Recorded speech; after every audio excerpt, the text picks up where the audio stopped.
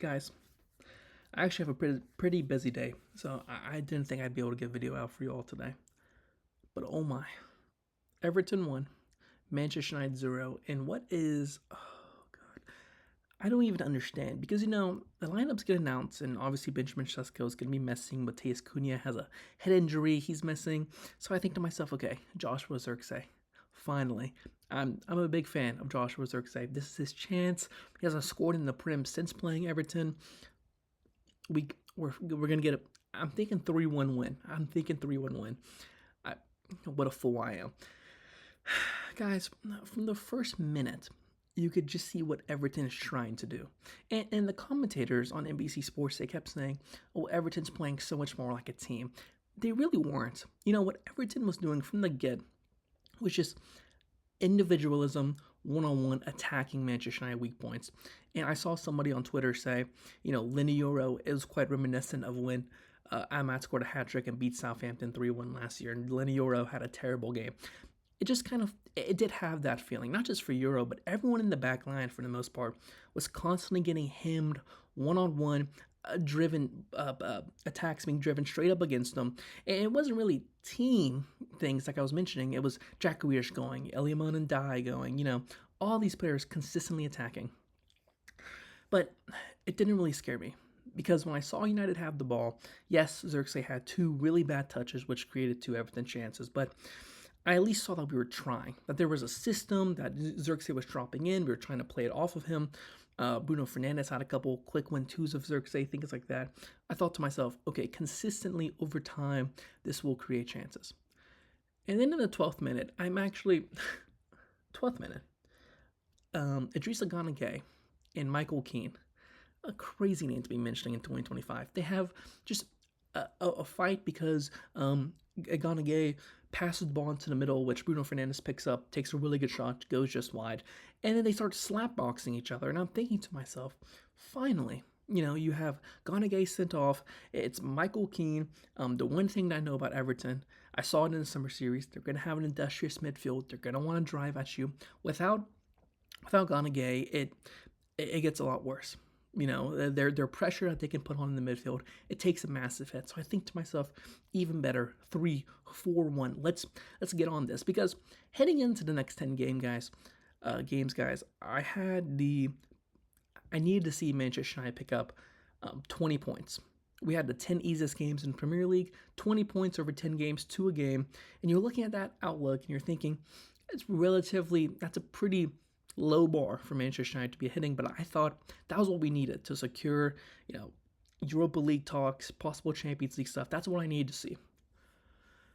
They get the red card, guys, and it's like they took 3 guys off of Manchester United. Tell me why, when Everton lose a midfielder, they start winning the second balls. What sense does that make? Why is Everton getting on the counterattack, and once again, it's just driving at Manchester United players, and we're struck with fear. It's like I'm out there defending, guys. And 22nd, 23rd minute, it falls to Kieran Dewsbury Hall. Takes, a somewhat good kind of finesse shot. Sonny Lemons, I don't know if he should be parrying that out. You would have liked a stronger hand. He got a hand on it, but it deflects into the net. And honestly, I'm not too worried. At that point, I'm just not too worried because I think to myself, it's going to be 70 minutes now of Everton under all the pressure. And I knew the second it was going to hit halftime, they were going to shut up shop. Just keep knocking, keep playing how you're playing, try and drag Everton defenders out, and Mbeumo makes an inside run. Fernandes tries to get a long shot off. We have the maverick ability of our own to attack. The first half kind of wears on. United create a couple little half chances, but it's just not there. And at this point, the thing with Everton is they're not even completely parking the bus. No, not at this point. They're still going at it. So Everton are consistently trying to attack United. We just get there at the last second. It happens 2 or 3 more times in the first half. It goes to the second half. Every Manchester United fan is booing. I don't blame them. We get into the second half, and you just know Everton's going to shut up shop. That's just how they play, They need to get a win. David Moyes hasn't won, or Everton, hasn't won at Old Trafford since David Moyes was the manager of Manchester United. 2013, I think. And in my head, I'm thinking to myself, just move with urgency because when you're going up against a low block like what David Moyes is going to employ, if you are able to quickly move the ball in and around the box, you will catch them out eventually. And you're going to be able to do it for 35, 40 minutes of that second half. Just keep consistent passes in, consistent passes out. Just keep the ball ticking. What did I see, guys? What did I see? Here's what I saw in the second half for Manchester United. We would line up on the Everton box. They're playing a low block. We all know they're going to stick everyone in the kitchen staff behind the ball. They put them onto the box. Is Manchester United trying to make any runs inside? No. And instead, we're just placing all of our attackers on the edge of the box and just playing relay passes. Just, you get it, no, you get it, no, you get it, no, you get it, no, you get it, you get it. And this is the most infuriating thing because it looked a lot like when Manchester United played Olympic Lyon last season. And I know we got the winner in that game, but if you remember on Call Me Manu's goal, he was standing basically around where a number of United players were standing today, and he just ripped off a shot. But standing at the edge of the box and kind of just this back and forth possession for 45 minutes, it's not going to get you anywhere. And if it wasn't that, it was just a floated ball into the box. I'm sorry. I'm no pro badged earned coach here. You don't want to float crosses into the box against an aggressive goalkeeper like Jordan Pickford, against aggressive center backs like Michael Keane. I mean, the guy punched his teammate 30 minutes earlier, and you certainly don't want to do it against James Tarkowski. I mean, if Everton are one thing, their passion. They're not very good, but the name of their game is clearing the ball out with their head. Vitaly Mykolenko, no, he's not a phenomenal player, but he will grit yourself out to win. Everton's fullback. I mean, Jake O'Brien did the same thing. Came on for Seamus Coleman. They're not always the best players, but they'll just do enough to push them over the edge in these big games, or in some big games and a lot of games in general. But it's so infuriating because if it's not just passing the ball around the box, if it's not just floating the balls, floating crosses into Joshua Zirkzee, who's getting marked by every single Everton fan and player since the 1940s, you're not creating anything. You're just not creating anything. Manchester United in that second half maybe had 2-3 real chances of scoring. And the problem with that is that when you're attacking the same thing for 45 minutes and you can't find another solution, barring those two monotonous, boring ways of attacking, you don't deserve a win. And I've been partially fair on Ruben Amorim, maybe a little over-aggressive, maybe sometimes a little too hopeful for what he can offer Manchester United, but this just sends you right back down to earth, guys. 10-man Everton for 78 minutes of that match, losing out on a CDM, a number 8, whatever you want to call Idrissa Gana Gueye, and we still can't find a way to score. I'm still seeing Bruno Fernandes playing as his number 6. Oh my gosh. I'm seeing Joshua Zirkzee just being heave passes. He didn't have a good game. I love Zirkzee. He had a pretty poor game. When the cross gets floated in, he attempts a header oftentimes and misses. It forced one really good save out of Pickford, but that's just all it is.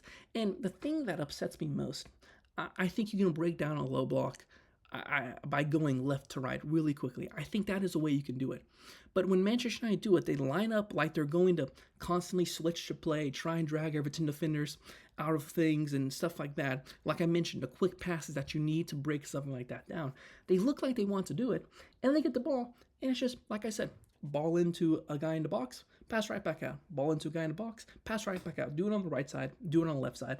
Voila. That's your whole entire second half. Just trying to create deflected shots, just not even attempting to put a play on goal. We're passing the ball in, no one's making a second run. They get too scared or whatever, so you just pass the ball right back out.